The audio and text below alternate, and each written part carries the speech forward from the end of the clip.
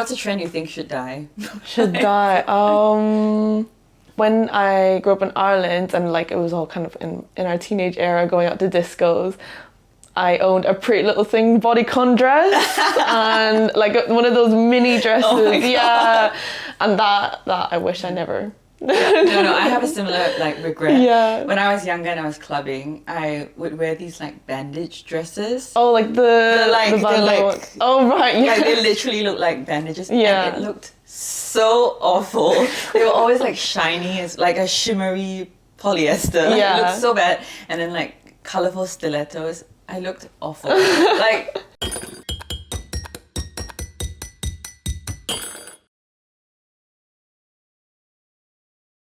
So, Yo-Yo, you are a creative in the fashion industry. Yes. What does that mean for the people at home? So I've definitely dabbled in certain areas. I started doing fashion design in first year of uni, and coming from Ireland, it was very like closed-minded. So I think the idea of fashion for me back then was just like, oh, it started as design. I ventured into that and I found that it's more of a hobby than a career for myself. So I went into fashion buying and brand management, and yeah, I studied that. What does that look like? So fashion buying is definitely more like the logistics of how a product goes out to like stores and brick and mortar and online platforms to the consumer. So these are pieces from your personal collection. Can you show me some of them? Look really fun. Yeah, so I brought this ruffle asymmetrical skirt with a check print from Vakira. It's a New York brand that I'm loving recently. This is a noir top, also another asymmetrical detail, and on the back it's like mesh and see-through, has like a cute upside down U shape. It feels good. Like this is definitely like a lot more wider shaped and like roughly than I would wear. It feels very playful. So, you know, we live in London, obviously, and like you said, you're just surrounded by fashion, you're surrounded by creatives. But then you said you grew up in Ireland. Yeah. And you said that was a bit more conservative. Definitely. So then how did you develop your style, like coming from there and then moving here? I definitely did like follow trends a lot. And I think that was quite good for me because it was like experimental and kind of like understanding what I liked, what I didn't like. It's so hard, right? Like growing up, I mean, I was like a very chubby kid, so I think I thought like baggy clothes would make me look smaller. But then when I got older and I was like, oh, look at these curves. And I was like, everyone needs to see these curves. This one that I got recently, I haven't tried it on like properly to style yet. It's also a Junior Watanabe. Like a braid detailing and kind of drapes, and on the back it's like long, almost like a dress. Then some tailor trousers that I thought would go well. They're from Junior Watanabe. It's great. Yeah, it's again, like I'm always surprised at how comfortable these things are. And then it's such a different texture, but it doesn't feel like I have to contort my body to fit this texture. Like I'm looking at your outfit and it's like very put together. Talk me through how you put an outfit together. It really depends on my mood and like the weather as well. But if I do have an off day, it's usually jeans and a t-shirt and like a little zip up like a hoodie. I really struggle with like the idea of comfort versus what I would feel comfortable wearing. I believe that there's a way to find like the in-between of what is fashionable and stylish and personal, but also like comfortable and functional. Yeah, definitely. I think a good way to start like looking in that direction is knowing like what kind of fabrics you like to wear, like the composition of certain fabrics. And also, I think a good thing is just taking a step back, looking at your wardrobe and see what you're missing. My wardrobe like altogether is, I would say, like a very much investment capsule. Oh, okay. Yeah, I heard just one create an investment capsule. I think it's definitely like knowing what brands you like as well. So I'm a big fan of Kiko Costa de Nove and Comme des Garçons. So those are the two brands that I like to invest in, and I think because I know when I buy into them I'll have these pieces forever, or even to like pass down to my future children if I Yeah. have any. So yeah, like figuring out what kind of brands you like, or also the color palette. I look into those little details as well, and trim details, so what kind of buttons you like. So, talk me through your investment capsule. Like, what is in it? What are the staples? Yeah, definitely skirts, long sleeve tops, trousers, a good pair of jeans, some nice basics as well. Basic like short sleeves.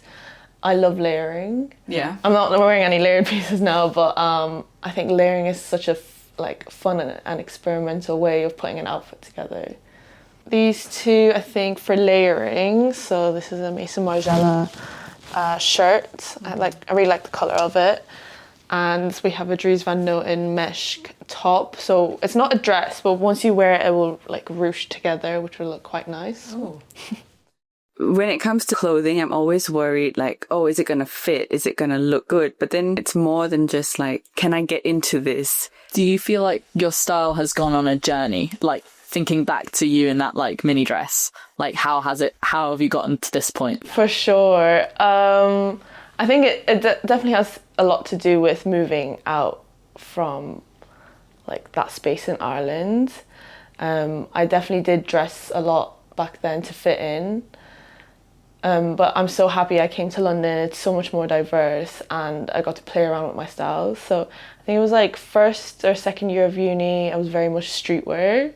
Oh, okay. Yeah, like Supreme box logo hoodies and Nike trainers, like some off-white shoes as well. And I think it was like the hypebeast era I was in. Yeah. Slowly, I was like, okay, I'm really enjoying like premium to high fashion. And that's when I realized, okay, I can't just keep buying like all these pieces where I'm just going to dispose or give them away or sell them. Yeah. I really want to invest in like just a really nice wardrobe where I'm collecting pieces, but also that I know I'll wear on a day-to-day. Yeah. So I think right now I'm really enjoying every piece I own. Exactly what you said, that you love everything you own. And I think the case for so many people is that we don't love like most of our wardrobe. When I look at it as a whole, I'm like, it doesn't really say anything, it doesn't really do anything, and I don't really have feelings towards it. And in fact, if anything, I do feel a bit overwhelmed by my wardrobe. I'm like, what is my style? Like, how am I supposed to dress? Like, how do I like put these things together? And like what you said, it doesn't compromise on who you are. And I think that element of curation is still missing in like a lot of people's wardrobes. Yeah, definitely. But I think that definitely comes from understanding what makes you feel comfortable and confident, and also understanding like your body type, how everything sits on you. These Nicola Pascaletti. It has like it almost looks like a tailored trouser, but once you wear it on, it kind of drapes out really nicely. Stripes are so in at the moment. You would say that's like a micro trend. They all feel good, you know, like I don't feel like, oh, I'm so like restricted or uncomfortable. Yeah, they're all very cute. Do you have any style icons now who you like look up to? Yeah, I really like Peggy Gou. She's so cool. Her bike collection is amazing. Yeah. I like Jacob Elordi's style, his street style. When he steps out even for a coffee, he looks great. And he has just casually carrying like a big, massive Bottega and Andiamo bag. Have you seen the pictures of people comparing Jacob Elordi to Princess Diana? Oh, because he wears like the shorts and the trainers. And then, like the oversized jumper and then, like, a really nice handbag. It makes sense. We've kind of talked about like streetwear and then a bit of like luxury as well. How does that play out when it's like, it's not always about the craftsmanship, it's about this like invisible club that you belong to? Supreme is a good example, and they're quite accessible to like young kids and even just like people that want to buy the t-shirt just for the sake of like having the logo. Do you think it's like an inherent part of luxury that it isn't accessible to everyone? Yeah, I think that's what makes it like the word luxury just screams expensive, I guess. Because I feel like if luxury was accessible to everyone, everyone would have it.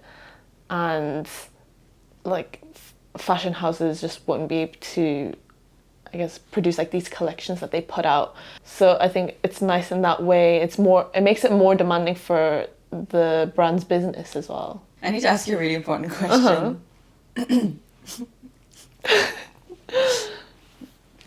What is it?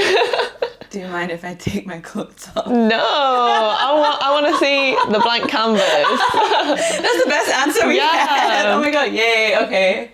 Cut the camera. Still feeling comfortable, Moira? I'm so comfortable. Yeah.